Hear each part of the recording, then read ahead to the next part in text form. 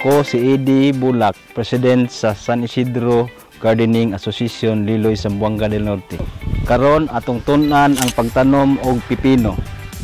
Sa pagsidling sa pipino ug magkinahanglan ta og pinong tambok ngayuta ug atong sagulan og vermi. Ibutang nato ni sa seedling tree, ipatag bisan og tubig ug igo mabasa, usa ibutang ang liso. Sa pag-andam sa luna, magkalota og 3 to 5 inches ang kalalom ug ang distansya niya kay 50 cm to 1 meter. Sa pagtanom sa pipino, basalan og abono 10 grams. Kay babwan og vermi dayon itanom ang seedling, tabunan ug yuta dayon bisbisan. Maghimo pud ta og trellis para iyang makatayan.